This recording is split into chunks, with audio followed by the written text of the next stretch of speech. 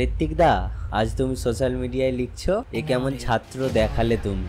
তোমার থেকে এই মন্তব্যটা আশা ছিল না। হ্যাঁ, তুমি মোমবাতি নিয়ে মিছিলে বেরিয়েছিলে, কিন্তু সেটাও এক সপ্তাহ পর। আর হ্যাঁ, এই জল কামানের বিরুদ্ধে মাঠে নামার সাহস আছে কি?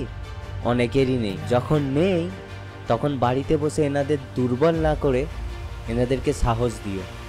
মাঠে নামতে না পারলেও সোশ্যাল মিডিয়ায় অন্তত ভালো কিছু লেখো এনাদের জন্য, কারণ এনারা আমার আপনার সবার মা বোনেদের জন্যই লড়ছে। আর যদি সোশ্যাল মিডিয়াতেও এনাদের জন্য ভালো কিছু লিখতে নাই পারো, তাহলে কিছুই লেখার দরকার নেই, কিন্তু এনাদের দুর্বল করো না। আর হ্যাঁ, অনেকেই এই মানুষটাকে নিয়ে লেখালেখি করছে, মজা করছে, এনাকে ছাত্র বলে কিছু নির্বোধের দল হাসাহাসি করছে, কিন্তু স্যালুট জানাই আপনাকে, কারণ এনারা জানেন না ছাত্র সমাজের ডাকে আন্দোলনটা সাধারণ মানুষেরও ছিল। এটা বোঝার ক্ষমতা এখনো এনাদের হয়ে ওঠেনি। মানুষটা আপনার আমার মা বোনের জন্য লড়াই করছে, তাকে নিয়েই মজা করছি, হাসাহাসি করছি। বাহ! এমনকি কিছু মানুষ এটা বলেও হাসাহাসি করছে এনাদের বয়স কত, এনারা কি আদৌ শিক্ষার্থী?